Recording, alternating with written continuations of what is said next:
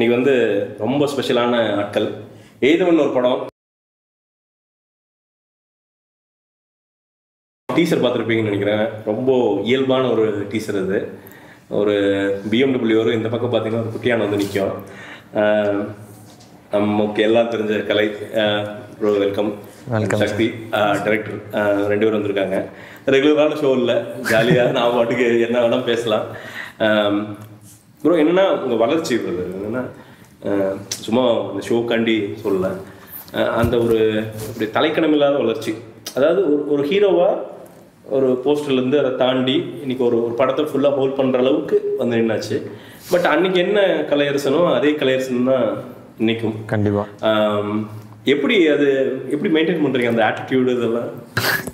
அது நம்ம அப்படியே சின்ன வயசுலேருந்து நம்ம அந்த மாதிரி தான் வளர்ந்துருக்கோம். இல்லைன்னா அது ஜாலியாக இயல்பாகவே அப்படி தான். நம்ம சில பேர் இப்போ எல்லாருமே வந்து சில பேர் நான் ரொம்ப இயல்பான ஆளுன்னு காமிச்சு எதாவது பண்ணுவோம். ஸோ நான் வந்து இப்போ அப்படி பண்ணுறதால எனக்கே சில டைம் தோணுது நம்ம நடிகரும் நினச்சிட போகிறாங்க அப்படின்னு சொல்லிட்டு தோணுது. பட் அது அப்படி இல்லை கண்டிப்பாக. ஏன்னா நம்ம ஒரு நீங்கள் சொல்கிற மாதிரி ரொம்ப கீழே இருந்து ரொம்ப ப்ராப்பரான ஒரு சினிமா, ப்ராப்பரான வாழ்க்கையை பார்த்து. ஏன்னா இப்போ நான் நந்தலாவில் நடிக்கும் போது பார்த்தீங்கன்னா எனக்கு ஒரு நாளைக்கு 110 ரூபா சம்பளம்.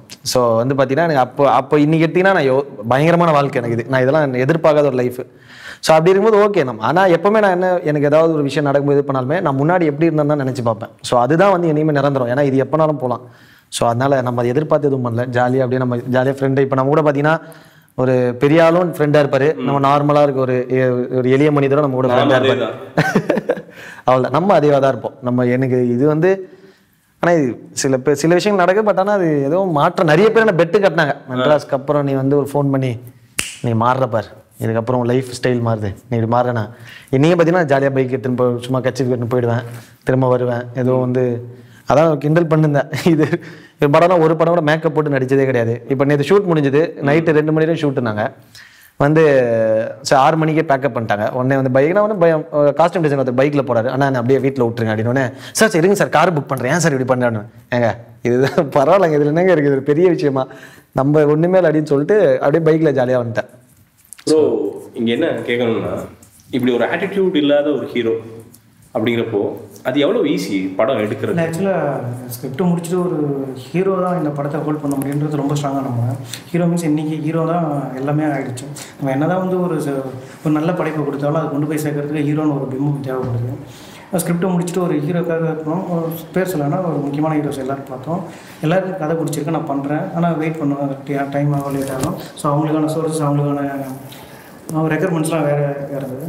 இப்போது கலையை வந்து எனக்கு மதியான கூட்டத்தில் வந்து தெரியும். எப்போ பார்த்துட்டோம்னா இப்போ அப்படியே தான் இருக்குது. அதே போலாகிராசா, அதே அன்பு. இப்போ அது அசிஸ்டன்ட் டைரக்டர் அப்படிலாம் இல்லை. அப்போ என்ன அண்ணா வாங்கினா என்ன மரியாதை, இப்போவும் அப்படியே தான் இருக்காது. ஸோ நான் ஒரு கேரக்டராக தான் இவர் ஆக்சுவலாக ஒரு மைண்டில் வச்சுருந்தேன். அப்புறம் எல்லாம் பண்ணும்போது இப்போ அன்பு மதியான கூட்டத்தில் இவர் என்ன பர்ஃபார்மன்ஸ் பண்ணாருன்னு நம்ம கூட இருந்து பார்த்துருக்கேன். அசிஸ்டன்ட் பண்ணாலும் கூட இருந்து பார்த்துருக்கேன். இப்போ வந்து மெட்ராஸ் பார்த்த உடனே வந்துட்டார். எந்த படம் எந்த கொடுத்தாலும் ஒரு கேரி பண்ணுற அளவுக்கு ஒரு வந்துட்டார். ஸோ பெஸ்ட்டு நம்ம பண்ணால் இது தான் பண்ணோம், நமக்கு ஒரு பர்ஃபார்மர் வேணும் கண்டிப்பாக அப்படின்னு சொல்லிட்டு கதையை சொன்னோம். பார்த்துட்டு நான் கண்டிப்பாக பண்ணுறேன்னு அப்படின்னு சொல்லி உடனே நான் கதையே கேட்கல. நான் ஃபஸ்ட்டு உங்ககிட்ட கதை கேட்காம நடிக்கிறேன்னு இல்லை. என்னன்னா அதில் உங்கள்கிட்ட ஒரு கேள்வி என்னன்னா, ஒரு இன்னைக்கு அரைப்படம் பண்ண ஹீரோக்கே வந்து 20 கதை வந்துடுது. வந்து சொல்லிடுறாங்க ப்ரோ இதை பண்ணுங்க, நான் இப்படி இப்படின்ட்டு. ஸோ இப்போ நீங்கள் உங்களுக்கு எல்லாரும் தெரிஞ்ச ஃபேஸ் அப்படிங்கிறப்போ வந்து எத்தனையோ ஆப்ஷன்ஸ் உங்கள் முன்னாடி வரும். அப்படிங்கிறப்போ ஏதாவது ஒரு விஷயம் இருக்கும், ஒரு புல்லிங் ஃபேக்டர் அவரோடதை அக்செப்ட் பண்ணுறதுக்கு. அப்படிங்கிறது என்ன மேட்டர்? இல்லை, என்றைக்குமே வந்து நம்மளை வந்து ஒரு சக மனிதராக பார்த்த ஒரு நபர்கள் இருக்காங்களே. நான் என்னென்னா, நம்ம முயற்சி பண்ணுற டைமில் பார்த்தீங்கன்னா பல ஆஃபீஸில் நம்ம உள்ளே விட மாட்டாங்க, வெளியே நிறுத்திட்டு அப்படியே நம்ம அசிஸ்டன்ட் டைரக்டர் கூட பார்க்க முடியாது. வந்து ஆஃபீஸ் பாயோட நம்ம லைஃப் முடிஞ்சிடும். பல இடங்களில் வந்து நம்ம பல கனவுகள் எப்படி இருக்கும்னா, நம்ம ஃபோட்டோ வந்து டேரக்டர் டேபிளுக்கு போகாத நினைப்பிலேயே வாழ்க்கை தான் ஓடும். சரி ஒரு வேளை அவர் நம்மளை பார்த்தா செலக்ட் பண்ணுவார், ஏன்னா அவரை பார்த்துட முடியாதான் தான் அந்த ஏக்கம் சுத்த அந்த வாய்ப்பு அந்த வெறியில் இருப்போம்.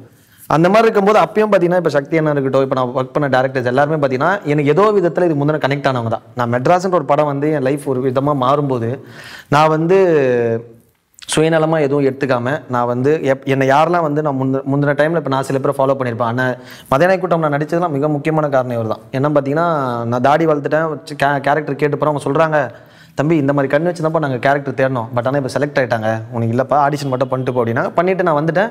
அப்புறம் ஒரு அப்பப்போ ஒரு 5 நாளைக்கு ஒரு ஃபோன் பண்ணி ஃபாலோ பண்ணுவானே, என்னென்ன ஏதாவது நடக்குமா, எதாவது இருக்கா, வேறு ஏதாவது கேரக்டர்ஸ் எதாவது இருக்கான்னு. இல்லை கலை எல்லாமே முடிஞ்சிச்சு, நான் சொல்கிறேன் எதாவது இருந்தோடனே. ஒரு நாள் ஷேவ் பண்ணுறதுக்காக ஃபோன் பண்ணேன், ஆனால் இந்த மாதிரி ஒரு லுக் டெஸ்ட்டுக்காக ஷேவ் பண்ணுறேன் கேட்குறாங்க, ஒரு கேரக்டருக்கு நான் ஷேவ் பண்ணிக்கிறேன்னொன்னே சரி பண்ணிக்கப்பா அப்படின்ட்டார். கட் பண்ண திரும்ப 20 நிமிஷத்தில் ஒரு ஃபோன் வருது. ஏன்னா அந்த கேரக்டர் ஆல்ரெடி செலக்ட் ஆன ஒருத்தர் வந்து ஒரு சின்ன கிளாஷில் அதை விட்டு விலகிறாரு, டக்குன்னு ஷேவ் பண்ணுறதுப்பா ஒரு நிமிஷம் வாப்பா அப்படின்றாங்க. ஸோ அப்படி கிடைச்ச வாய்ப்பு தான் எனக்கு. கிட்டத்தட்ட நான் வந்து ஒரு 6வது ஆப்ஷனோ 7வது ஆப்ஷனோ அந்த கேரக்டருக்கு வந்து நீ வா கிளம்பி வாங்கினா தோ வந்துடுறேன் நான் 5 நிமிஷத்தில். எங்கே நான் வந்து வலசரகத்தில் எங்கே வலசரகம் தான் ஆஃபீஸ், ஆஃபீஸ் வந்துடுறேன், தேனிக்கு வாப்பா அப்படின்றாங்க. அப்படியே நைட்டு அவங்க ஃப்ரெண்டு கிட்ட காசை வாங்கின்னு அன்றைக்கி தேனி போய்ட்டு 25 நாள் கழிச்சு தான் வந்தேன். ஸோ அப்படி கிடைச்ச வாய்ப்பு தான். ஸோ அந்த மாதிரி நமக்கு வந்து அப்போது சக மனிதராக பார்த்த எல்லாருக்குமே வந்து நான் வந்து கதையே கேட்காம நான் இப்போ அண்ணன் ஏன்னா ஒரு ஒர்க் பண்ணுறதே நான் பார்த்துருக்கேன். இப்போ மதியான கூட்டம் பார்த்தீங்கன்னா அண்ணன் ஒர்க் பண்ணார், அவரோட ஒர்க் நம்ம பார்க்குறோம்ல, ஒரு சின்சியராக வந்து ஒரு உண்மையாக, அதாவது நம்மளை விட எக்ஸ்பீரியன்ஸ் கம்மியாக இருக்கவங்க நமக்கு மேலே ஒரு பதவியில் இருந்தால் கூட நம்ம வேலையை நம்ம கரெக்டாக செஞ்சால் போதும். இப்போ அதை விட்டு அதில் நோக்கத்தை செலுத்தாமல் நம்மளை கீழே இருக்கவங்க வந்து நமக்கு மேலே இருக்க நம்மளோட கம்மி எக்ஸ்பீரியன்ஸ் இருக்கவங்க வந்து மேலே அந்த வேலையை பார்க்குறானே, நம்மளை விட அதிகமான வேலை அவனுக்கு கொடுத்துட்டாங்களே அப்படின்றத யோசிக்காமல் தனக்கு கொடுத்த வேலையை மட்டும் ரொம்ப தெளிவாக செஞ்சவர். ஸோ அதனால பார்த்தீங்கன்னா எனக்கு ரொம்ப பிடிக்கும் அவரை. ஸோ வந்து கதை சொன்னால் எனக்கு தேனியில் இதில் ராஜாமந்திரி ஷூட்டிங்கில் மன்னார்குடியில் வந்து கதை சொன்னார். நான் சொன்ன கதைலாம் சொல்லாதீங்கண்ணே, நீங்கள் தெரியும் நீங்கள் எப்படி ஒர்க் பண்ணுவீங்கன்னு நான் படம் பண்ணலாம் அப்படின்ட்டு. அப்புறம் அதை மீறி இல்லை கலை நீங்கள் புரிஞ்சிக்கணும் கதைன்னு சொல்லிட்டு சொன்னார். அப்புறம் ஃபர்ஸ்ட் ஹாஃப் கிட்ட செகண்ட் ஹாஃப் சொல்லாதீங்க அப்படின்ட்டேன். ஸோ அந்த மாதிரி நமக்கு வந்து அதுதான் இது ஏதோ ஒரு விதத்தில் நம்மளை வந்து கனெக்ட் பண்ணினவங்க. ஸோ வந்து முடித்தோடனே நமக்கு தெரிஞ்சவங்கன்றதை மீறி நம்மளை வந்து ஓகே வந்து நம்மளை ஒன்றுமே இருக்கும்போது நம்மளுக்கு நம்புறதுக்கு முன்னாடி நம்பணும். கரெக்ட், எக்ஸாக்ட்லி அப்படி சொல்லலாம். நம்மளை ஒரு வந்து நல்லா இருக்கீங்களா, ஏன்னா அதுதான் நிரந்தரம் இனிமே. இப்போ நான் அவங்களை பார்த்து இப்போ நீ பெரிய இடம் வந்து நான் உங்களுக்கு கவனிக்கிறேன், 1000 பேர் வருவான் கவனிக்கிறதுக்கு. ஒன்றுமேல இருக்கும்போது நம்மளால கேர் பண்ணுறவங்க தான் நமக்கு என்னையுமே கடைசியிலும் கூட இருப்பாங்க, ஜெயிச்சாலும் தோத்தாலும். ஸோ அந்த விதத்தில் இவர் ஒரு நம்மளாம் நண்பர், அருமையான நண்பர் ஒன்று கிடைச்சிட்டாரு, கதையும் ஓகே பண்ணிட்டாரு. படம் அதே மாதிரி ஜாலியாக எடுத்து முடிச்சிட்டிங்களா, இல்லை என்னென்ன சிக்கல்கள் இருந்துச்சு இந்த படத்தை எடுக்கிறது? எல்லாமே நல்லா கரெக்டாக அமைஞ்சாலும் படம் ஜாலியான சப்ஜெக்ட் இல்லை, ஒரு மாதிரி ரொம்ப சீரியஸான ஒரு சோஷியல் சொல்கிற. எங்களுக்கு டீசரில் பார்க்குறப்போ வந்து ஒரு கமர்ஷியலான ஒரு படத்தை தான் ஆக்சுவலாக கமர்ஷியலாக நீங்கள் சொல்ல வேண்டிய விஷயம் தான். ரொம்ப ராவாகவும் சொல்ல முடியாது, ரொம்ப லைவாக சொன்னாலும் அது டாக்குமெண்ட்ரி அந்த மாதிரி ஒரு விஷயங்களாக கொண்டு போகணும். இது வந்து கமர்ஷியலாக தான் சொல்லி ஆகணும். எல்லாரையும் யூத் எல்லோரும் வர வைக்கிறதுக்காக சில விஷயங்கள் நம்ம வந்து அது காம்ப்ரமைஸும் சொல்ல முடியாது. இந்த ஸ்கிரிப்டுக்கு இது கரெக்டாக இருக்குது. சில விஷயங்கள் ஆட் பண்ணும்போது இது வந்து படமாக வந்து ஒரு அடுத்த லெவலுக்கு கண்டிப்பாக போயிடுன்ற ஒரு ஆடியன்ஸ் உள்ளே வரதுக்கான விஷயங்கள் தான். அதை சேர்த்து எல்லாம் பண்ணும்போது படத்துக்குள்ளே வந்து ஜாலியாக இருக்கா இல்லையான்னு தெரியல. ஆனால் ஸ்பாட்டில் வந்து எல்லோரும் அவங்களோட வேலையை ரொம்ப சின்சியராக இந்த படம் வந்து கரெக்டாக வந்து இது அடுத்த கட்டத்துக்கு கண்டிப்பாக போகும்னு சொல்லி தான் எல்லாருமே டெடிகேஷனாக ஒர்க் பண்ணாங்க. அது கேமராமேன் ஆகட்டும், கலை ஹீரோயின் ஆகட்டும், எல்லாருமே அந்த ஒரு ஸ்பாட்டே வந்து ஒரு மாதிரி ரொம்ப லைவாக இருக்கும். இது ஒரு பயங்கரமான வித்தியாசமான படம், ஒரு பயங்கரமான கதையை நாங்கள் சொல்லியிருக்கோம். செம்ம படம் அப்படிலாம் எதுவுமே கிடையாது. ரொம்ப நிறைய படங்களில் பேசின ஒரு விஷயந்தான் இது. ஆனால் இது வந்து திரைக்கதை வந்து என்னோட ஒப்பீனியன், அது மேபி ராங் அப்படிலாம் இல்லை. என் திரைக்கதை இது வந்து பார்த்தீங்கன்னா ஃபர்ஸ்ட் ஆஃப் அந்த ஸ்டோரி டெல்லிங் வந்து கொஞ்சம் டிஃப்ரெண்ட்டாக இருக்கும். யூஸ்வலாக கதை பேரலாக 2-3 ஸ்டோரிஸ் போவோம். இப்போ அது மாதிரி வந்து இந்த மாதிரி நான் லீனியராக ஒரு பேட்டர்னில் சொல்கிறேன் அந்த மாதிரி. ஸோ பார்த்தீங்கன்னா ஒரு டிஃப்ரெண்ட்டான திரைக்கதையாக இருக்கும். கண்டிப்பாக வந்து ஒரு எனக்கு ரொம்ப நிறைய நம்ம இங்கிலீஷ் படம் பார்த்து பிடிச்சிருக்கோம். அந்த மாதிரி எனக்கு இந்த கதை கேட்கும்போது ஃபர்ஸ்ட் ஹாஃப் நான் வந்து ரொம்ப சூப்பராக இருக்குண்ணே, பயங்கரமாக இருக்கேன். செகண்ட் ஹாஃபில் வந்து இதுதான் நடக்க போகுதுன்னு தெரியும். அதை வந்து எந்த அளவுக்கு இன்ட்ரெஸ்டிங்காக காமிக்கிறதுன்றது வந்து எல்லாமே இயக்குனரோட பார்ட்டு. ஸோ அந்த விதத்தில் பார்த்தீங்கன்னா அதெல்லாம் கொஞ்சம் டிஃப்ரெண்ட்டாக ஒரு இன்ட்ரெஸ்டிங்கான ஒரு விஷயமா இருக்கும். பேசுகிற விஷயங்கள் நிறைய படங்களில் பேசின விஷயமா இருக்கும். பட் ஆனால் வந்து வித்தியாசமான ஒரு திரைக்கதையாக இருக்குன்றது ஒரு பெரிய நம்பிக்கை, ஒரு பெரிய பலம் அது இந்த கதைக்கு. அந்த படம் என்ன ஒரு ஹாப்பியாக இருக்குன்னா, இப்போ நம்ம ஒரு படத்தை பற்றி பேசுகிறோம், அதுக்கிடையில் சமூக அக்கறை அப்படிங்கிறது நிறைய விஷயத்தில் ஒரே ஒரு இதுதான்.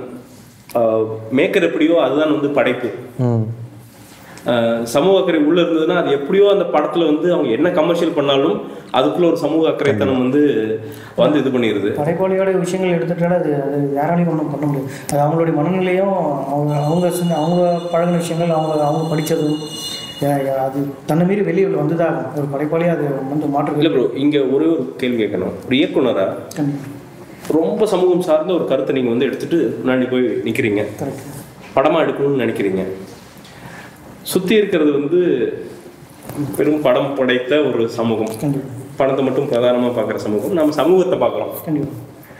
என்னென்ன தடைகள் வருங்க அந்த ஒரு நாம் இருக்கிற அந்த ஜென்யூனான ஒரு ஃபீலிங்கை ஒரு படைப்பாக மாற்றுறதுக்கு என்னென்ன மாதிரியான தடைகள் வரும்? இல்லை, முதல்ல ஃபர்ஸ்ட் ஆஃப் ஆல் ஆனஸ்டாக சொன்னால் முதல்ல ஹீரோ நம்ம யார்கிட்ட கொண்டு போகிறோம், அவங்க என்ன எதிர்பார்க்குறாங்கன்றது ஒரு விஷயம். ஏன்னா இங்கே எல்லாருமே அவங்க ஹீரோன்றது தப்பாக வச்சாங்க. ஹீரோன்றது அவங்கவுங்கள தனக்கு இவ்வளோ தான் ஆடியன்ஸ் இருக்காங்க, நம்மளுக்கு இவ்வளோ தான் ரீச் இருக்குன்னு அவங்கள பிரித்து வச்சுருக்காங்க. இப்போ ஒரு முக்கியமான ஹீரோவுக்கு போய் சொல்லும் போது அவங்களுக்கு வந்து இப்போ சாங்ஸு, அவங்களுக்கான விஷயங்கள், அவங்களுக்கான காமெடி ஆட் பண்ண வேண்டியதாக இருக்குது. ஸோ அவங்க கதை கேட்கும் போது இது நமக்கு செட் ஆக மாட்டேன்றது அவங்களுக்கு தெளிவாக இருக்காங்க. அவங்களுக்கு என்ன வேணுன்றதுல அவங்க ரொம்ப தெளிவாக இருக்காங்க. ஸோ இப்போ நமக்கு யார் வேணுன்றது இப்போ நம்ம தேட ஆரம்பிக்கணும். ஸோ அதில் இந்த படத்தை பொறுத்த வரைக்கும் எனக்கு ப்ரொடியூசராகவும் சரி, கலையும் சரி, சரியாக அமைஞ்சதுனால இது கரெக்டாக இன்றைக்கி வந்து ஒரு நல்ல டீம் கிட்ட போயிட்டு படம் வந்து ரீச் ஆகிற அளவுக்கு சரியாக வந்து இல்லை. இல்லை அது இல்லாமல் நம்மளை மீறி இல்லை 2-3 கேரக்டர்ஸ் இருக்குது.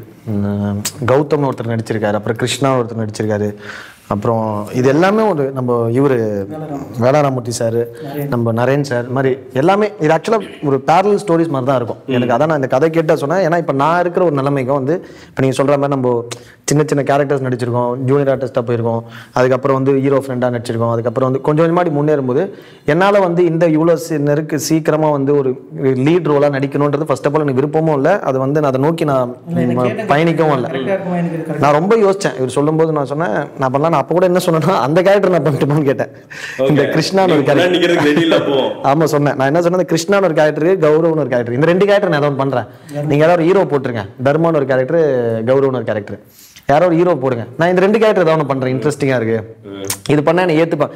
ஏன்னா எப்பவுமே அது ஒரு விஷயம் இருக்கு. ஏன்னா நம்ம இவ்வளவு சீக்கிரமா வந்து ஒரு ஸ்டோரியை நம்ம ஷோல்டர்ஸ்ல ஹோல்ட் பண்ண முடியுமான்னு ஒன்று இருக்கு. பார்ப்பாங்களா நம்மளை வந்து தொடர்ந்து பார்க்கக்கூடிய அந்த ஏத்துக்கிற ஒரு, ஏன்னா மக்களை வந்து என்கேஜ் பண்ணுறது தானே இப்போ பெரிய விஷயம். அது வந்து ஏற்றுக்கிட்டாங்கன்னா தான், ஏற்றுக்கிறாங்களான்றது ஒரு பெரிய கொஸ்டின். அது ஸோ ரொம்ப பயந்தான். பட் ஆனால் ஒரு கதை ஸ்டோரியும் அந்த ஸ்டோரி அந்த ஸ்க்ரீன் பிளேயும் ரொம்ப இன்ட்ரெஸ்டிங் வந்து ஸ்ட்ராங் வந்து ஸோ பண்ண முடியும்னு நம்பிக்கை. அது இப்போ அதை பண்ணிட்டு பார்க்கும்போது எனக்கு கொஞ்சம் கான்ஃபிடென்ட் வந்துச்சு. அது எல்லாத்தையும் தாண்டி எல்லாருக்கும் தெரியும். ஓப்பனாக இப்போது ரஞ்சித் அண்ணன் மீட் பண்ணிட்டு வரும்போது கூட நானாக சொல்ல அவராக சொல்கிறாரு, இந்த படம் முடிச்சுட்டு வெளில வரும்போது எல்லாருக்கும் வந்து அந்த வில்லனா பண்ண அந்த கௌதம் கேரக்டர் ரொம்ப பிடிக்கும் இவர் சொல்கிறாரு.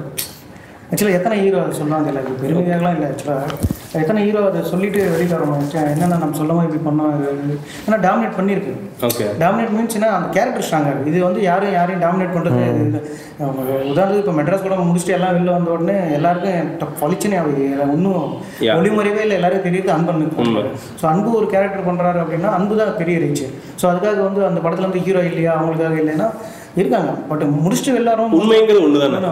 நான் அதே கண்கள் கதையை கேட்டு நான் ரோகின் கிட்ட தான் சொன்னேன், டேரக்டர் கிட்ட, தலைவரே இந்த கதையில வந்து இந்த பொண்ணு தான் ஹீரோ, சரியா, இருந்தாலும் இது நல்ல கதையா இருக்கு, நல்ல படமா இருக்கு, எனக்கு ஒரு நல்ல பர்ஃபார்மன்ஸும் பண்ணலாம்னு தோணுது, நம்ம படம் பண்ணலாம் அப்படின்னு தான் சொன்னேன். இல்லை இந்த மனநிலை எல்லாம் இருக்காங்க, மிக சிறந்த படங்கள் கண்டிப்பாக வந்துட்டே இருக்கும். இல்லை நம்ம அது என்ன ஒரு சின்ன விஷயம் தான், நம்ம அந்த மாதிரி ஒரு இடத்துல தான் வந்தோம். இன்னொன்று வந்து நம்ம ஒரு நல்ல கேஸ்டோடையும் ஒரு நல்ல கதையோடையும் நம்ம போட்டி போடும்போது தான் நம்மளும் நல்ல விஷயம் பண்ண முடியும். இப்போ நான் வந்து எனக்கான படங்கள் மட்டுமே பண்ண முடியாது, அந்த மாதிரி நான் வளர்ந்தா கூட எனக்கு அந்த மாதிரி பண்ணணுன்ற ஒரு ஆசை கிடையாது. கண்டிப்பா கிடையாது, கண்டிப்பா அந்த மாதிரி பண்ணக்கூடாதுன்றதான் என்னோட இப்பன்னு கிடையாது, எவ்வளவு நாள் ஆனாலுமே அப்படிதான் இருக்கணும்ன்ற ஒரு ஆசை. நல்ல கதைகளை நம்ம இருந்தோம்னா அது நமக்கு என்னைக்குமே நம்ம கெரியருக்கும் நல்லது, பர்சனலாகவும் நம்ம ஒரு நல்ல பர்ஃபார்மன்ஸும் ஜெயிக்கலாம். வந்து நமக்கான சினிமாவும் அது மாறும்போது வந்து பிரச்சனைகள் தான், அது இல்லாமல் அது தேவையும் படலை, என்ன மாதிரி ஆளுக்கு அது தேவைப்படல. இல்லை இப்போ என்னென்னா, இப்போ உங்களுக்கு பார்த்துட்டு இருக்கிறவங்க ஒரு விஷயம் என்னென்னா, உங்கள் வயசில் இல்லை உங்கள் வயசு கீழே இந்த ஃபஸ்ட் படம் பண்ணணும் அப்படின்ட்டு நிறைய ஹீரோக்கள் ரெடி ஆகிட்டு இருப்பாங்க. அவங்க பேசிக்காக கடைபிடிக்க வேண்டிய மேட்ரு என்ன? இப்போ ஒரு கலையரசனாக வர்றதுக்கு, ஒரு கேரக்டராக இப்படி மாறுறதுக்கு, இல்லை மண்டக்கணம்லாம் இல்லை. இப்போ எனக்கே அந்த மெட்ராஸ்க்கு அப்புறம் பார்த்தீங்கன்னா ப்ரோ, எனக்கு வந்து நிறைய பேர் வந்து என்ன கேரக்டர்ஸ்க்கு அப்ரோச் பண்ணாமல் விட்டாங்க. நான் கேட்டேன், அப்போ நான் வந்து சில டேரக்டர்ஸ், நம்ம தெரிஞ்ச டேரக்டர்ஸ் மீட் பண்ணும்போது, தெரிஞ்ச ஆட்களை மீட் பண்ணும்போது, நான் படம் பண்ணுறேன், இவரை வச்சு பண்ணுறேன், அவரை வச்சு பண்ணுறேன், ஏதாவது கேரக்டர் இருந்தால் சொல்லுங்க. நான் என்ன கலை நீங்கள் ஹீரோவாக பண்ணுறீங்கன்னு, தலைவரே அது இதுக்கு உங்களுக்கு நான் கேட்குறேன், எனக்கு விருப்பம் தான், நான் கேரக்டர் பண்ண போகிறேன், இல்லைன்னா இல்லை அப்படிலாம் யோசிக்காதீங்கன்னு சொல்லிட்டு தான் இப்போ நான் இப்போவுமே அது ஓப்பனாக தான் இருக்கேன். இப்போவுமே பார்த்தீங்கன்னா நான் இப்போ ஒரு கேரக்டர்ஸ் பண்ணல. இப்போ நான் ஆக்சுவலாக இப்போ ரீசெண்டாக வந்து வெளி வந்து பயங்கரமாக ஹிட்டான ஒரு படத்தில் ஒரு கேரக்டர் பண்ண வேண்டியது. ஸோ சில ஒரு டேட் பிரச்சனையால், சில காரணங்களால் பண்ண முடியாமல் போச்சு. நான் அதுவே சொன்னேன், என்னை ஃபோன் பண்ணி கேட்கும்போது நான் சொன்னேன், பண்ணுறீங்களா இப்போ நீ ஹீரோ பண்ணுறீங்க, இது பண்ண ஓகே ஒன்று தயவு செஞ்சு சொல்லுங்கள், நல்லா தான் நான் கண்டிப்பாக பண்ணுறேன். நான் போய் கதை கேட்டேன், ரொம்ப பிடிச்சிருந்தது. அந்த கேரக்டர் ஒரே ஒரு டைலாக்காக அந்த கேரக்டர் எனக்கு பண்ணணும்னு தோணுச்சு. ஸோ வந்து அப்போ நான் கண்டிப்பாக பண்ணுறேன் அப்படின்னு சொன்னேன். ரொம்ப சின்ன கேரக்டர் தான், பட் ஆனால் இன்ட்ரெஸ்டிங்காக இருந்தது, ஒரு இன்டென்ஸான கேரக்டர் பண்ணுறதா சொன்னேன். ஸோ வந்து என்னன்னா, நம்ம வந்து இந்த மாதிரி கொஞ்சம் ஹீரோ, ஏன்னா அந்த டெம்ப்ளேட்டே மாறிடுச்சு. இப்போ என்னன்னா, இப்போ நம்ம ஜெயிச்ச மிக சிறந்த ஹீரோக்கள் எடுத்தீங்களா, இப்போ சேதனே எக்ஸாம்பிள் விட இப்போது இது இப்போ 2 பேர் இப்போ சிவா சேது தான் வந்து பயங்கர முக்கியமான நபர்கள் என்ன சினிமா. ஆனால் அவங்க 2 பேருமே எங்கேருந்து வந்தாங்கன்னு பாருங்க. கண்டென்ட்லேருந்து தான். அதாவது டிவியில் வந்துட்டா நீ ஜெயிக்க முடியாதுன்னு ஒரு விஷயம் இருந்தது ஒரு டைம் சினிமாவில். அதை பிரேக் பண்ணவங்க தான் சந்தானமும் சிவகார்த்திகேயனும். அதே மாதிரி வந்து நீ கேரக்டர் ரோல் நடிச்சா என்ன சொல்லுவாங்க, நான் வந்து ஹீரோ ஃப்ரெண்டாக ஒரு டைமில் வந்து ஒரு 3 படம் ஏதோ வந்து ஹீரோ ஃப்ரெண்டாக கமிட் ஆகிறோம். உடனே ஹீரோ ஃப்ரெண்டாக நடிச்சுனா ஹீரோ ஃப்ரெண்டாக ஃபிக்ஸ் பண்ணுறாங்கடா, நீ வந்து கேரக்டர் ரோல் கூட நடிக்க முடியாது, அதுக்கப்புறம் வந்து எல்லா படத்தையும் நீ ஹீரோ ஃப்ரெண்டாக. அப்படி கிடையாது. நான் என்ன நினச்சேன்னா, எனக்கு தர விஷயத்தை என் ஸ்பேஸை நான் கரெக்டாக யூஸ் பண்ணேன்னா அதுக்கு உண்டான பலன் கிடைக்கும்ன்றதை நான் ரொம்ப நம்பினேன். ஸோ வந்து இப்போ எனக்கு ஒரு படத்தில் வந்து ஒரு 2 ஷாட்டு, ஏன்னா இந்த ஹீரோ ஃப்ரெண்ட்ஸ் நடிக்கும்போது நிறைய காமெடி நடக்கும். இந்த ஃப்ரேமை பிடிப்பாங்க பயங்கரமாக, 4 ஹீரோ ஃப்ரெண்ட்ஸ் இருப்பாங்க. அது எப்பவுமே எல்லாரும் தெரியும். காஸ்டியூம் சேஞ்சுனோடனே ஓடுவாங்க காஸ்டியூம் வண்டிக்கு, பெஸ்ட்டு காஸ்டியூம் செலக்ட் பண்ணுறேன். நான் கடைசியாக போவேன், ஜாலியாக எடுப்பேன். அதே மாதிரி நடிச்சுனே ரொம்ப தள்ளி விட்டுன்னு இப்படி முன்னாடி வருவாங்க. அப்படி முன்னாடி நான் சொல்ல நியூஸ் சேனலில் பின்னாடி நான் வந்து முன்னாடி போகணுமா வாங்க வந்து இல்லையா முன்னாடி அப்படின்ட்டு இது. ஏன்னா அது அவங்கள தவறும் சொல்ல முடியாது. ஏன்னா வந்து நம்ம திரையில வந்து நம்ம முகத்தை பார்க்கணுன்றதை நம்ம வந்து எத்தனையோ படங்கள் நான் வந்து நடிச்சிருக்கேன்னு கூட்டு போயிட்டு படத்துலேயே இருக்க மாட்டேன். காமெடி ஆடாண்டு தலையை சுஞ்சினே வந்துடும், மச்சான் இல்லை மச்சான் எடுத்தாங்க வரல பல்லாடி, அந்த மாதிரி காமெடிலாம். ஸோ அந்த மாதிரி வந்து எனக்கு நான் ஒரே ஒரு விஷயத்துல தெளிவாக இருந்தேன். என்னன்னா நமக்கு கிடைக்கிற அந்த ஒரு ஃப்ரேம் ஒரு செகண்டாக இருந்தாலும் நான் அதை உண்மையாக யூஸ் பண்ணேன்னா எனக்கு அது பலன் கிடைக்கும்ன்ற நம்ம. ஏன்னா ஒரு படம் வெற்றி தோல்வி செகண்டரி தலைவர், அதை மக்கள் பார்க்குறாங்களோ இல்லையோ சினிமா சம்மந்தப்பட்ட ஆட்கள் கண்டிப்பாக பார்ப்பாங்க. ஒரு துணை இயக்குனராக இருந்து ஒரு டேரக்டராக வர வேண்டிய. ஏன்னா இப்போ பார்த்தீங்கன்னா ஹீரோ வச்சு தான் படம் பண்ணுறது மாரி நல்ல நடிகனை வச்சோ இல்லைன்னா நல்ல கதை இருந்தாலும் யாருனாலும் நடிகலான்னு ஆயிடுச்சு. ஸோ அப்படி இருக்கும்போது ஒரு புது கதைகளமாக இருந்து கூட யாருனாலும் இப்போ நான் நடிக்கிற படங்கள் நான் எப்படி சூஸ் பண்ணுறேன்னா, இது கலை தான் கிடையாது, யார் நடித்தாலும் இந்த கதையை ஏற்றுக்கிறாங்க, யார் நடித்தாலும் இது நல்லா இருக்கும்னு தோன்ற கதைகள் மட்டும் தான் நான் எடுக்கிறேன். ஸோ இதில் வந்து நமக்கு தனியாக ஒரு ஃப்ரெண்டில் ஒரு சீனு வேலை ஈஸியாயிருது இல்லைங்களா? ஆமாம், ஆக்சுவலாக ஏன்னா தலைவரை இப்போ டேரக்டர்ஸ் இல்லைன்னா நம்ம வாழ்க்கையே கிடையாது. டேரக்டர்ஸ் தான் வந்து என்ன ஒரு நடிகனாலும் அந்த ஒரு சீன் வந்து எலிவேட் ஆனாலுமே அந்த சீனை கிரியேட் பண்ணுறது டேரக்டர் தான். ஸோ அதை காட்டப்படுது. இப்போ நல்ல திரைக்கதையை நீங்கள் வந்து ஆடியன்ஸை என்கேஜ் பண்ணாமல் ஒருத்தன் உழுந்து நடித்தா கலாய்ப்பான். இதே வந்து ரொம்ப ஒரு சுமாரான நடிப்பா இருந்து அவள்தான் சில படங்கள்லாம் சொல்லலாம், ஒரு ஃப்ரேம் ஷாட் வச்சிருப்பாங்க, அது முன்னாடி சீன் இம்பாக்ட் தான் முடிச்சுட்டு சாதாரண கூலிங் கிளாஸ் போட்டு நடந்து வந்து விசில் அடிச்சு கலப்பாங்க. அதுதான் இது எண்டாவது டே அந்த மேஜிக் வந்து இவங்க கையிலையும் நம்ம அந்த டீம் அது கேமராமேன் காட்டுற விதமோ அதுக்கேற்ற மியூசிக் அமையும் போதும் அதுக்கேற்ற எடிட்டிங் நடக்கும் போதும் பின்னாடி வேலை செய்றாங்க. அதுதான். ஸோ அதனால நடிகை என்னோட ஒப்பீனியன் வந்து எப்பவுமே டேரக்டர் கிட்ட நம்மளை ஒப்படைச்சிட்டா போதும்.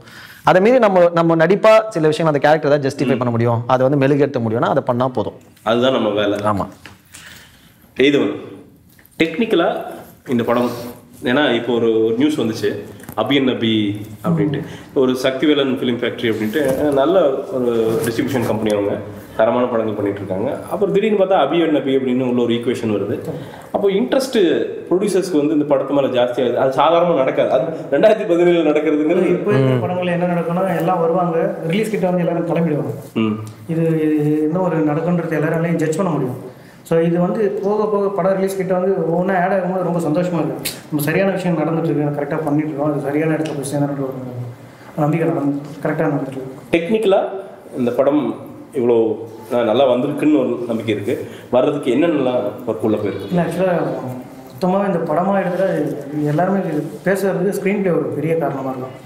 இது நிறைய பேர் நினச்சிருக்காங்க பிரம்மாண்டம் ஒரு ஷார்ட் மேக்கிங்கிறது வந்து ஒரு லைட்டிங்ஸ்லாம் நல்லா ஃபுல்லாக ஒரு மாதிரி டார்க்காக வச்சுட்டு அதுக்குள்ளே வந்து நடந்து வரது, ஹை ஸ்பீடில் திரும்புறது, அப்படியே போகும்போது ஒரு மாதிரி ராவாக போகிறது, இதெல்லாம் எனக்கு அது மேக்கிங் அதில் அந்த சீனுக்குள்ளே அந்த கண்டென்ட் என்ன பண்ணுது, அதை நம்ம எப்படி ஹோல்ட் பண்ணுறோம், அதுக்கு முன்னாடி சீனுக்கும் அதுக்கு அடுத்த சீனுக்கும் நடுவில் இந்த சீனில் என்ன பண்ணுறாங்கிறது தான் ஒரு ஸ்க்ரீன் பிளேயோட விஷயம் இருக்கும். இது நான் லைனராக கொஞ்சம் சொல்லிட்டாரு, ஆல்ரெடி நான் லைனராக ட்ரை பண்ணியிருக்கு.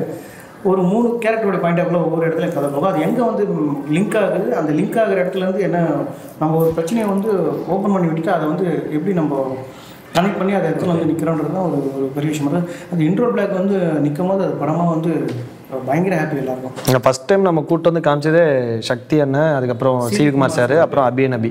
இவங்க வந்து இவங்க ரிலீஸ் பண்ண படங்களாக இருக்கட்டும், எடுத்த படங்கள்லாம் பார்த்தீங்கன்னா ரொம்ப ஒரு மாதிரி நல்ல ஒரு இந்த ஜென்ரேஷன் ஆஃப் சினிமா அதான் நல்ல எல்லாமே எதுவுமே வந்து அவங்க எடுத்தது வந்து ஒஸ்டான படம் எதுவுமே சொல்ல முடியாது. ஆமாம், அப்படி இருக்கும்போது அந்த மாதிரி ஒரு குரூப்புக்கு நம்ம படம் காட்டும் போது பயங்கர பயம் இருந்தது. ஏன்னா இவங்களுக்கு நல்லா இருக்குன்னு தோணுச்சுன்னா நமக்கு வந்து கண்டிப்பாக இந்த படம் இல்லாமல் வந்து இந்த படத்தை எடுத்துட்டோம் ஃபர்ஸ்ட் டைம். ஆக்சுவலாக பிஸ்னஸ்க்காகவும் சரி எல்லாத்துக்காகவும் சரி ஃபர்ஸ்ட் டைம் அவங்க தான் கூப்பிட்றோம். அதெல்லாம் அவர் சிவகுமார் சார்லாம் சொல்லியிருக்காங்க. நான் கேள்விப்பட்டேன். படம் பார்த்துட்டாங்கன்னா அவர் பிடிக்கலான்னா ஃபோன் பண்ணிட்டு போயிடுவேன். அது இல்லாமல் பின்னால் போனதுக்கும் நமக்கு வந்து எனக்கு பார்த்துட்டு ஆக்சுவலாக ரொம்ப பிடிச்சிருந்தேன்னா சில விஷயங்கள் மட்டும் கொஞ்சம் ஒர்க் பண்ணலாம்ண்ணா அப்படின்னு சொல்லியிருந்தோம். ஸோ அவங்க அதை பார்த்துட்டு வந்து ஃபஸ்ட்டு நாங்கள் அவங்களுக்கு தான் படம் முடிச்சுட்டு காமிச்சோமே, பார்த்தீங்கன்னா உடனே ஓகே ஆயிடுச்சு. இமீடியட்டாக அவங்க பண்ணலாம், நம்ம பண்ணுறோம் அப்படின்ற மாதிரி சொல்லிட்டாங்க. அதுவே ஒரு பெரிய ப்ளஸ் ஆயிடுச்சு, பெரிய கான்ஃபிடன்ஸ் ஆயிடுச்சு. ஸோ அப்போ நம்ம நல்ல உண்மையான ஒரு நல்ல படம் எடுத்துருக்கோம் அப்படின்னு ஒரு நம்பிக்கை வந்துச்சு. ஸோ எங்களை மீறி அந்த அன்னிலேருந்து இன்னைக்கு சக்திவேலன் சார் பார்த்தீங்கன்னா அந்த ப்ராஜெக்ட் அவ்வளோ ஒரு ஹெல்ப்ஃபுல்லாக இருக்காரு. எல்லா விஷயமும் ப்ரொமோஷன்லேருந்து பண்ணிட்டு ஆக்சுவலாக துருவம் 16 வந்து அவர் ரிலீஸ்க்காக ஒரு வாரத்துக்கு முன்னால் மீட் பண்ணோம். ஒரு வாரத்துக்கு முன்னால் மீட் பண்ணிட்டு பார்த்துட்டாரு. எனக்கு கண்டிப்பாக பண்ணுறோம் ஆஃபீஸ் அவங்க சொல்லிட்டாரு. போயிட்டோம். அப்போ சொன்னார், இந்த மாதிரி துருவம் 16 ஒரு படம் பண்ண போகிறோம், அது வந்து ஒரு பெரிய மேஜிக் ஒன்று க்ரியேட் பண்ணுவோம். அது எனக்கு அதுக்கு அடுத்து நான் ஏதோன்னு தான் ரொம்ப பிடிச்சிருக்கு, அதனால தான் உங்களை கூப்பிட்றேன், அதை நம்ம பண்ணுவோம்னு சொல்லி சொன்னார். அப்போ எனக்கு துருவம் 16 மேலே பெரிய எந்த இம்பாக்டும் இல்லை. தெரியாது, படம் வரும்போது தான் தெரியும். ஸோ அவர் சொன்னதுக்காக ட்ரெய்லர் பார்த்து அந்த படத்துக்கு ஒரு கான்ஃபிடன்ஸ் இருந்தது எனக்கு. சொன்னதுக்கப்புறம் நான் அப்புறம் ட்ரெய்லர் பார்த்தோம். ஓகே, இது வந்து ஒரு சரியான படமாக இருக்கும். அப்புறம் போவோம், படம் பார்த்தோன்னே அவரோட ஜட்ஜ்மெண்ட்னு ஒன்று இருக்கு. ஓகே. ஸோ அதெல்லாம் அப்போவே ஒரு தெளிவு. ஏன்னா துருவங்கள் 16 வந்து நிறைய பேர் வந்து நல்லா இல்லைன்னு சொல்லியிருக்காங்க. ஓகே. யாருன்றதுல நிறைய பேர் அந்த படத்தை பார்த்துட்டு நல்லா இல்லைன்னு சொல்லியிருக்காங்க. அப்போ ஆனால் இவர் நம்பினார், இந்த படம் வந்து கண்டிப்பாக ஜெயிக்குது பாரு, இந்த படத்தை நான் ரிலீஸ் பண்ணுறேன். அந்த ஜட்ஜ்மெண்ட் அப்போ அந்த மாதிரி ஒரு ஜட்ஜ்மெண்ட் பண்ண ஒரு ஆள் வந்து ஒருத்தர் வந்து நம்ம படத்தை சொல்லும்போது நம்பிக்கை ஒரு கூடிச்சு. ரொம்ப அது பெரிய கான்ஃபிடன்ஸ், எனக்கு ரொம்ப சந்தோஷமாக இருந்தது. என்னன்னா படத்தை எடுத்துடுறீங்க, ரிலீஸ் ஒரு இப்போ நீங்கள் ஒரு சக்திவேலன் அப்படிங்கிற ஒரு பவர் பின்னாடி இருக்கிறங்காட்டிக்கு ஒரு தைரியமாக இருங்க, ஸ்கூல் பசங்க ரிசல்ட் வரட்டும் அப்புறம் ரிலீஸ் பண்ணலாம் அப்படின்ட்டு ஒரு பவர் இருக்கிறங்காட்டி நம்ம பண்ணுறது. இன்றைக்கி ரிலீஸும் அந்த முதல் ஒரு விஷால் வந்து ஒரு விஷயம் சொல்கிறாரு, அதில் நியாயம் இருக்குது. ஒரு வியூவராக நான் சொல்கிறேன், அதுலேயும் ஒரு நியாயம் இருக்குது. ஏன்னா அவங்க வழியில் தான் சொல்கிறாங்க. ஒரு முதல் 5 நாள் அப்படிங்கிறது தான் வந்து இன்றைக்கி வந்து ஒரு படத்தோட தலையெழுத்தையும் வந்து நிர்ணயிக்கிறது. 5 நாள் கூட இல்லை, 3 நாள். அந்த 3 நாள் அவர் சொல்கிற அந்த 3 நாள் தலையெழுத்தை வந்து நிர்ணயிச்சிருது. எவ்வளோ கஷ்டப்படுது ஒரு படத்தை வெளியிட்டு அதை வந்து தெரிய வச்சு அதை ரன் பண்ணி. இல்லை, அதுக்கு ஒரே சிம்பிளான பதில் தான். படம் எவ்வளோ பெரிய படமாகட்டும், எவ்வளோ சின்ன படங்களாகட்டும், அது பட்ஜெட்டை பொறுத்து தான் பெரிய படம் சின்ன படம் சொல்கிறோம். ரிலீஸ் டேட்டுன்றது ரொம்ப மஸ்ட்டு. ரொம்ப ரொம்ப சிறந்த படங்கள் ரிலீஸ் டேட் தப்பாகி வெளியில் தெரியாமலே போயிருக்கு. மிகப்பெரிய படங்கள் வந்து ரிலீஸ் டேட் தப்பாகி ஓடாமலே போயிருக்கு. ஸோ ரிலீஸ் டேட்டுன்றது இன்றைக்கி ரொம்ப மஸ்ட்டு. அதுக்கு முன்னால் வர என்ன படம் வருது, அதுக்கு அடுத்து வர என்ன படம் வருதுன்ற வரைக்கும் கேல்குலேட் பண்ணி வச்சுருக்கேன். பெரிய படமாக இருந்தாலும் சின்ன படமாக இருந்தாலே உழைப்புன்றது ஒன்று தான். வந்து ஒரு டேரக்டராக இருக்கட்டும், நடிகனாக இருக்கட்டும், நம்ம சின்னதாக சாப்பாடு கொண்டு வர அந்த வண்டி டிரைவர்லேருந்து எல்லாமே பார்த்திங்கன்னா ஒரு 10,000 பேரோட உழைப்பு எல்லாமே இருக்குது. நான் வந்து ஒரு படத்தை எடுத்துறது இப்போ ரொம்ப ஈஸி எனக்கு தெரிஞ்சு. ஏன்னா பார்த்தீங்கன்னா முன்னாடி சொல்லுவாங்க சினிமாவில் நுழையிறது கஷ்டம், ஆனால் நீடிக்கிறது ஈஸி. இப்போ நுழையிறது ஈஸி ஆயிடுச்சு, நீடிக்கிறது ரொம்ப ரொம்ப கஷ்டமாயிடுச்சு. அதுவும் நம்மள மாதிரி ஆட்கள் இப்போ வந்து ஒரு பேக்கப் இல்லாமல் ஒரு ப்ராப்பர்லாம் இல்லாமல் வரும்போது பார்த்தீங்கன்னா 2வது வாய்ப்புன்றதே கிடையாது. தோத்துட்டா நீ அவுட்டு, அவ்வளோதான். அப்போ நான் வந்து என்னோட செலெக்ஷனோ இது அதுவும் இப்போ எங்களை மாதிரி ஒரு அப்கமிங்கில் இருக்க ஆக்டர்ஸ்க்கு பார்த்தீங்கன்னா வந்து எடுத்து முடிச்சுட்டு ஒரு பிஸ்னஸ்னு ஒன்று இருக்குது, ஒரு ப்ரொமோஷன் ஒன்று இருக்குது. இப்போ இந்த 3 நாள் படம் தானும் போது நான் என் கூட வந்து இப்போ ஏதாவது ஒரு நம்ம பெட்டராக நம்மளோட ஒரு அடுத்த லெவலில் இருக்க ஹீரோ ஒரு படம் வந்ததுனா கூட ஒன்றுமே பண்ண முடியாது. அவங்களுக்கு தான் ஆப்வியஸாக ஃபஸ்ட் ப்ரிஃபரன்ஸ் கொடுப்பாங்க. ஸோ இவ்வளோ நெருக்கடியை நோக்கி வந்து பிரச்சனையை மீறி தான் படம் பண்ணுறோம். இப்போ எல்லா படமும் அப்படி தான். அதுக்கு ஒன்று பேனர் ஸ்ட்ராங்காக இருக்கணும், இல்லை ஒரு டேரக்டர் பெரிய டேரக்டர் படங்களாக இருக்கணும். இப்போ நம்ம பார்த்தீங்கன்னா நான் பண்ண எல்லா படமே புது இயக்குநர்கள், புது தயாரிப்பாளர்கள், எல்லாமே புதுசு தான். ஸோ அப்படின்னும் போது எல்லாமே நம்ம தலையிட்டு நம்மளுக்கு தெரிஞ்ச ஒரு சின்ன சின்ன கான்டாக்ட்ஸ் வச்சு நம்ம சார் இது பண்ணுங்கன்னு வந்து திரைக்கு கொண்டு வரதுக்குள்ளே முடிஞ்சிடுது வாழ்க்கைன்னு வச்சுங்க. வந்து அவ்வளோ பிரச்சனை இருக்குது. இப்போ இதுக்கே நாங்கள் எத்தனையோ ரிலீஸ் டேட்ஸ் பிளான் பண்ணி சரி, ஆனால் சக்தி சார் மட்டும் சொன்னால் நம்ம லீவ் டைமில் பண்ணலாம் சார் அப்படி ஒரு ஐடியாவில் இருந்தாங்க. ஸோ வந்து பயங்கர கஷ்டமான விஷயம் தான். ஏன்னா இப்போ எனக்கு தெரிஞ்சே பாருங்கள், ஒரு வாரத்துக்கு மினிமம் ஒரு 5-6 படம், நீங்களே அது ஒரு ரிவ்யூவில் சொன்னீங்கன்னு நினைக்கிறேன், ஒரு 5-6 படம் வந்துட்டு என்ன படம் வருதுன்னே தெரிய மாட்டேங்குது. ஏன்னா அது என்னன்னா இப்போ என்ன யாரும் இப்போ ஒரு படம் கதை நல்லா இருக்குன்னா டக்குன்னு ஒரு ப்ரொடியூசர் என்ன சொல்கிறாரு, ஹீரோக்காகலாம் வெயிட் பண்ணவே வேணாம், டக்குன்னு நல்லா இருக்கா வச்சு பண்ணுங்க அப்படின்ட்டு. அதே மாதிரி பார்த்தீங்கன்னா நல்ல தரமான படைப்புகளும் வருது, அது நம்ம குறையும் சொல்ல முடியாது. கண்டிப்பாக. ஆனால் என்னன்னா ஒரு அது வந்து கரெக்டாக போய் சேருதான்னும் போது நினைக்கும் போது இல்லை ப்ராப்பராக. ஏன்னு கேட்டிங்கன்னா இப்போ வந்து ஒரு படம் ரிலீஸ் ஆகுது, கம்மியான திரையரங்குகள் தான் கிடைக்குது. கிடைச்சும் போது அது வந்து நல்லா இருக்குன்னு ஒரு வார்த்தை பேசுகிறாங்க, நல்லா இருக்குன்னு சொல்லி சார் அடுத்த வாரம் நம்ம அதை பார்க்கலான்றப்போ அடுத்த வாரம் 3 பெரிய படம் வருது. கண்டிப்பாக 3 பெரிய படம் வரும்போது ஆப்வியஸாக என்ன பண்ணுறாங்க, இப்போ தேட்டர் எல்லாமே பார்த்தீங்கன்னா அந்த 3 நாள் தான் அந்த பிஸ்னஸ் அந்த மணி கம்மிங்கிற ஒரு விஷயம் வரும்போது அவங்களும் என்ன பண்ணுறாங்க, நல்ல படமாக இருந்தாலுமே அதை மீறி அதை அமிச்சிட்டு அந்த பெரிய படத்தை போட்டு அந்த 3 நாள் கலெக்ஷன் பார்க்குறாங்க. ஸோ முடிஞ்சது இப்போ வந்து ஏன்னா நமக்கு அந்த டைம் ஃப்ரேமே இல்லை. அதாவது நல்ல படமா இருந்தாலுமே ஒரு வாரம் தான் வந்து, 2வது வாரம் நீடிச்சு திங்கக்கிழமை தேட்டர்ல இருந்துட்டாலே பெரிய விஷயம். இப்போ வந்து வெள்ளிக்கிழமை, வெள்ளி, சனி, ஞாயிறு, திங்கள் 2வது வாரம் சக்சஸ்ஃபுல் செகண்ட் வீக்னு போடுற அளவுக்கு. இப்போ செகண்ட் வீக் வந்தால் 175th டே மாதிரி. ஸோ அது செகண்ட் வீக் ஃபுல்லாக போச்சுன்னா அந்த அளவுக்கு ஆயிடுச்சு. அதுவும் நம்மள மாதிரி சின்ன ஹீரோஸ், சின்ன மாதிரி கேரக்டர் ஆர்டிஸ்ட், இது மாதிரி நம்மள மாதிரி ஆளுங்க படங்க வரும்போது முதல் திரையரங்குகளே கம்மியாக தான் கிடைக்கும், தேட்டர்ஸ் கம்மியாக கிடைக்கும். ஸோ அதில் வந்து நம்ம நல்ல படமாக இருந்ததுன்னா 2வது வீக் சஸ்டெயின் பண்ணுறதுக்கு சான்ஸ் இருக்குது. அதுவும் 2வது வீக் பெரிய படங்கள் வந்துச்சுன்னா ஒன்றுமே பண்ண முடியாது. ஸோ அது வந்து இது எப்படி மாறப்போகுதுன்றது எனக்கு தெரியல. இல்லை சார், அது ஒரு ஆக்சுவலாக ஒரு கேள்வியாக கேட்கணும். என்னென்னா, நான் ஒரு ட்ரெண்டு பார்த்துருக்கேன், ஒரு வருஷமாக ஒரு ட்ரெண்டு. என்னென்னா, ஒரு படம் பண்ணுறதுக்கு என்ன குவாலிஃபிகேஷன்னா, உங்கள் அப்பா காசு வச்சுருக்கணும், உங்கள் அப்பா வந்து ஒரு 50 கோடி. இல்லை, ஆசைன்றது தவறே கிடையாது. அது இல்லை, நான் ஏன் அது பேசுகிறேன்னா, அது எங்கே வந்து முடியுது அப்படின்னு சொல்கிறேன். இப்போ அந்த 7 படம் நீங்கள் சொல்கிறீங்களா, அந்த 7 படத்தில் ஒரு 3-4 தரமாக தான் வருது தான், இல்லை அப்படிங்களா? ஆனால் 3 அப்படிங்கிறது காசு இருக்குது அப்படின்னு பண்ணப்பட்ட படம் இருக்கு, அது நடக்குது இருக்குது. ஏன்னா இதுதான் டைல்யூட் பண்ணுதோ அப்படின்னு இருக்கலாம்.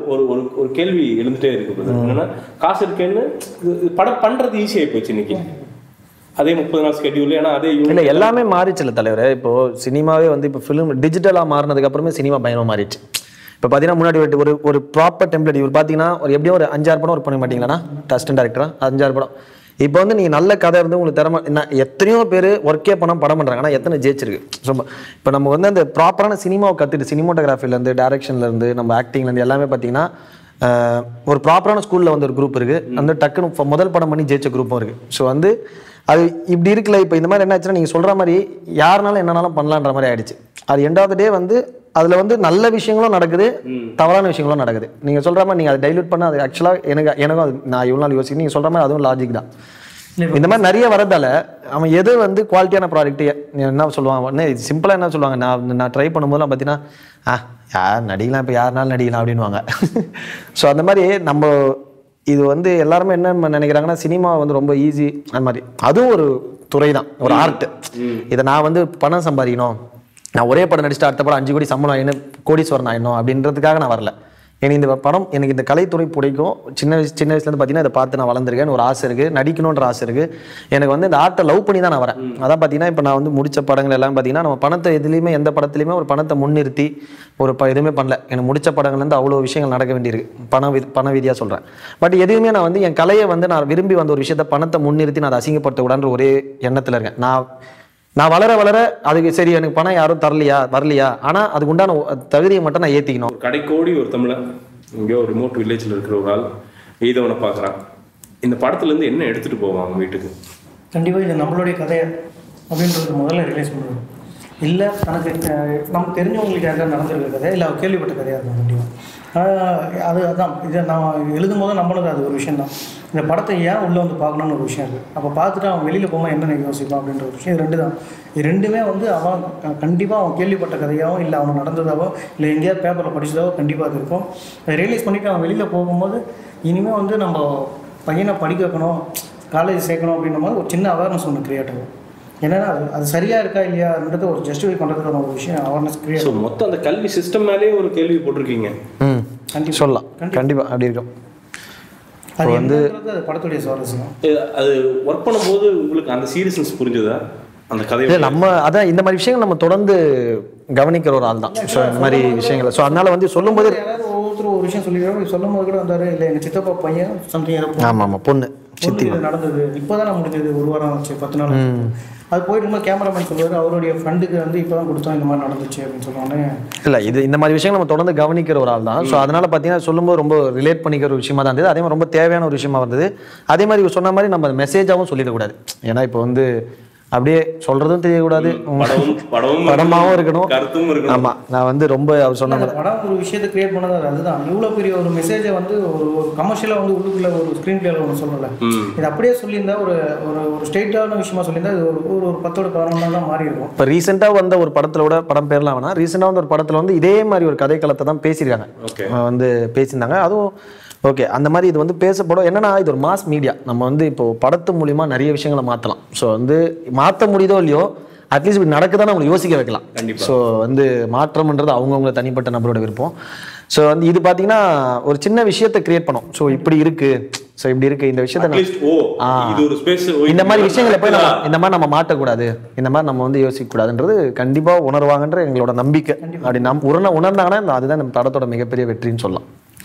இல்லை சென்சாரில் முடிச்சுட்டு படம் பார்த்தவங்க அவங்களும் அதுதான் சொன்னாங்க, இந்த படம் வந்து நீங்கள் நேரடியாக பண்ணிடலாம், ஆனால் பண்ணியிருந்தா அதுதான் இது ரொம்ப ஒரு இயல்பாக கடந்து போயிடும், ஆனால் உள்ளுக்குள்ளே இவ்வளோ விஷயங்களை சேர்த்து இதில் வந்து ஒரு மாதிரி கொண்டு வந்து வச்சுட்டீங்க, எங்களே குழப்பிட்டீங்க, இது என்ன சர்டிஃபிகேட் கொடுக்குதுன்னு நான் கொஞ்ச நேரம் யோசிக்க வச்சுட்டீங்க அப்படின்னு சொல்லிட்டு அப்புறம் யூ சர்டிஃபிகேட் சொன்னாங்க. ரொம்ப சந்தோஷமாக இருந்தது. இது ஆக்சுவலாக இதுதான் இல்லை ஒரு யூத்துக்கு ஒருத்தர் படம் பண்ணணும்னா அவங்களுக்கு என்ன தேவைன்றது ரொம்ப அது எப்படி சொல்கிறது அவங்க சொல்லும் போதே வந்து ரொம்ப பல்சில் இருந்தது. கரெக்டாக இப்போ பார்த்தீங்கன்னா ஆன்லைனில் வந்து இப்போ சைட்ஸ் நிறைய அமேசான்லேருந்து ஒரு நெட்ஃப்ளிக்ஸ்லேருந்து எல்லாமே அந்த தலைமை சுத்தமாக மாறுது.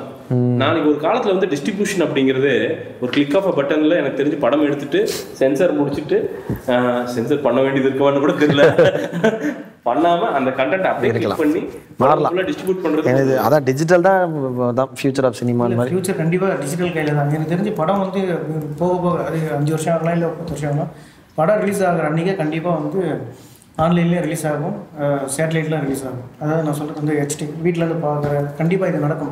அது கமல் சார் இல்லை டிஜிட்டலாக மாறினது வந்து ப்ளஸும் இருக்குது மைனஸும் இருக்குது. என்ன பெரிய மைனஸ் என்னென்னு பார்த்தீங்கன்னா முன்னாடி ஃபிலிம்லாம் இருக்கும்போது நம்ம ஒரு அது அப்படி ரோலிங்னு ஒரு பயம் வந்துடும்.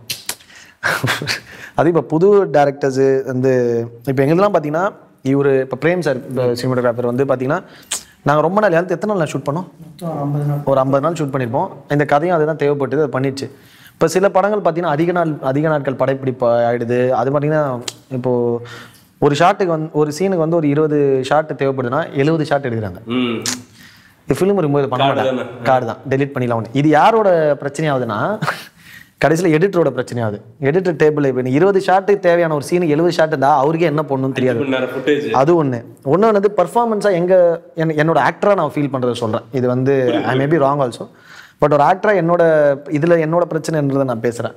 பார்த்தீங்கன்னா என்ன ஆகுதுன்னா நம்ம வேலை நடிக்கிறது தான், ஆனால் நடிப்போம் நடிச்சுட்டே இருப்போம். இது வந்து எல்லாமே ஒரே டைலாக் வந்து 6 ஆங்கிள் எடுப்பாங்க. அப்போ ஏதாவது ஒன்று தான் யூஸ் பண்ண போகிறாங்க. ஒன்று கடைசியில் என்ன ஆகுதுன்னா படத்தில் வந்து நம்ம பார்க்கும்போது டயர்டாகி ஒரு இடத்துல வந்து ரொம்ப நேரம் ஆகிட்டு ஒரு சீன் நடிச்சிருப்போம், அதை தான் யூஸ் பண்ணியிருப்பாங்க. நான் ஸ்பெசிஃபிக்காக சொல்லியிருக்கேன் சில ஷாட்டில், தலைவரே இதை ஓகே பண்ணிடுங்க, இதை போட்டுறாதீங்க, இது மாதிரி 2 பேருக்கு போடுங்க, இல்லை 1 மோர் போயிடலான்னு. இல்லை போதும் நிறைய எடுத்தாச்சு அப்படின்றாங்க. பார்த்தா நம்ம எதை வந்து விருப்பப்படலையோ எதை வந்து டல்லாக நடிச்சிருப்போமோ அதுதான் வந்துருக்கும். உங்களை மாதிரி பசங்க உள்ளே வரணும்னு நினைக்கிறவங்க என்ன பண்ணணும்? ஏன்னா நிறைய பசங்க கேட்குறாங்க, ஃபோன் பண்ணி கேட்குறாங்க. எனக்கு சத்தியமாக நான் நடிகம் கிடையாது, எனக்கு நடிப்பு பற்றி பெருசாக தெரியாது. ஸோ எங்கேருந்து தொடங்குறதுன்னு அவங்களுக்கு தெரியல, இப்போவும் தெரியாமல் நிறைய பேர் இருக்காங்க. ஸோ தொடக்கம் எங்கேருந்து தொடங்கணும், என்ன பண்ணணும்? இல்லை ஆக்சுவலாக தான் நம்ம வந்து இப்போ நிறைய பேர் என்ன நினச்சிருக்காங்க, கூத்துப்பற்றையில் வந்து சேர்ந்துட்டா வந்து நடிகன் ஆகிடலாம். நம்ம நடிப்புன்றது ஒன்றுமே கிடையாது ப்ரோ, ரியாலிட்டி தான். வந்து என்னென்னா நம்ம உண்மையாகவே அது எப்படி இருப்போன்றது தான். இப்போ வந்து இதுதான் வந்து இப்போ எனக்கே நிறைய பேர் நீங்கள் சொல்கிற மாதிரி ஃபோன் பண்ணி கேட்பாங்க, ஆனால் எனக்கு ஒரு ரெக்கமெண்ட் பண்ணுங்கள், எங்கே சான்ஸ் வாங்கி கொடுங்க. அதெல்லாம் இல்லை, நீ வந்து ஆடிஷன் பண்ணோம், நம்ம போனோம், ஃபோட்டோஸ் வந்து நமக்கு உண்டான கரெக்டான ஒரு போர்ட்ஃபோலியோ எடுத்துகிட்டு ஃபோட்டோஸ் போயிட்டு நம்ம ஆஃபீஸாக போயிட்டு, ஏன்னா இன்றைக்கும் பார்த்தீங்கன்னா உண்மையான திறமைக்கு வாய்ப்பு தர நிறைய இயக்குநர்கள் இருக்காங்க. நம்ம போயிட்டு ஆஃபீஸில் போயிட்டு ஃபோட்டோஸ் கொடுத்துட்டா கேரக்டருக்கு கூப்பிட்டு இந்த கேரக்டர் இவன் முகம், ஏன்னா ஒரு நடிகருக்கு வந்து பார்த்தீங்கன்னா ஆக்டிங்கை மீறி அவன் லுக்கு தான் முக்கியம். நான் இப்போ இந்த கேரக்டருக்கு தேவையான ஒரு ப்ராப்பரான லுக் ஒரு ஆளை நான் வச்சுட்டேன்னா அவன் 20% நடித்தாலே போதும். அந்த கேரக்டர் லுக் வைஸை நான் ஜஸ்டிஃபை பண்ணிட்டாலே அது பாதி ஆக்டிங்கை பேசிடும், மிச்சத்தை வந்து அவன் கொஞ்சம் நடித்தாலே போதும். ஸோ அந்த மாதிரி இருக்கும்போது ஒரு கரெக்டான இப்போ வந்து கரெக்டான டைமுக்கு நம்ம வெயிட் பண்ணோம். இன்னொன்று வந்து சின்சியராக ஒர்க் பண்ணோம். சின்சியராக நமக்கு வந்து ஒரு வாய்ப்பு கிடைக்கும் போது நம்ம கரெக்டாக யூஸ் பண்ணிடணும். கிடைச்ச வாய்ப்பு மிஸ் ஆயிடுச்சேன்னு யோசிக்காமல் வாய்ப்பு கிடைக்கிற வெயிட் பண்ணி அதுக்கு உண்டான நம்ம குவாலிட்டியை வளர்த்துக்கிட்டு கரெக்டாக ஒரு வாய்ப்பு கிடைக்கும் போது நம்ம வந்து உண்மையாக பெர்ஃபார்ம் பண்ணி உண்மையாக பண்ணோன்னா கண்டிப்பாக அது உண்டான பலன் இருக்குது. இறுதியாக May 5 இந்த படம் வந்து ரிலீஸ் ஆக போகுது. ஒரு ஆடியன்ஸாக தேட்டருக்கு போய் உட்காரப்போ 80 ரூபா 120 ரூபா ஏதோ ஒரு டிக்கெட்டு, என்ன எக்ஸ்பெக்ட் பண்ணிட்டு போய் உட்காரலாம் இந்த படத்தில்? படம் இது வந்து ஆக்சுவலாக ஏன் வரணும் அப்படின்றதுக்கான காரணம் நிறைய பேசுகிறோம். அவன் படம் பார்த்துட்டு வெளியில் வரும்போதும் என்ன மனநிறைவோட போவான்றது அந்த நம்பிக்கை வந்து நியாயமானதான். இல்லை என்னோட ஒப்பீனியன் வந்து என்னென்னா எதுவுமே எதிர்பார்ப்பு இல்லாமல் போகிறது பெட்ரு.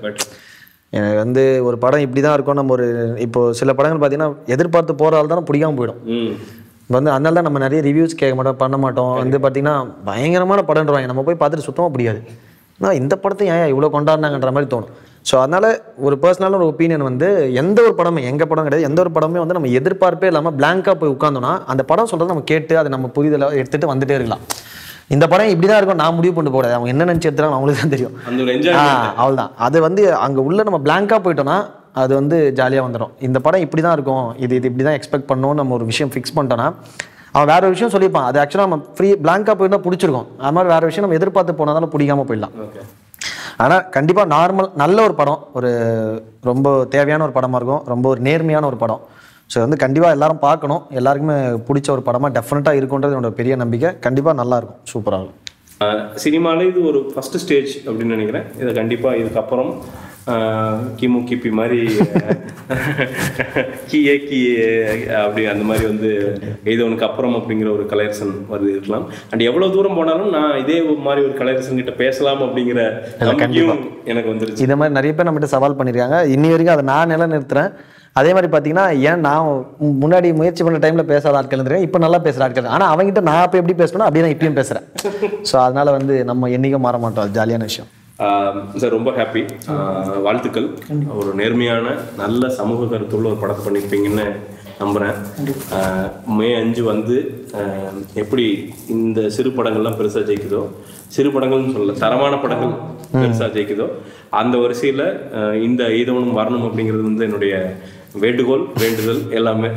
படம் ஓடுது ஓடாது மீறி நல்ல படம் எடுத்திருக்கேன்னு சொல்லிட்டாலே போதும். ரொம்ப நன்றி. Thank you so much. Thank you so much. Thank you.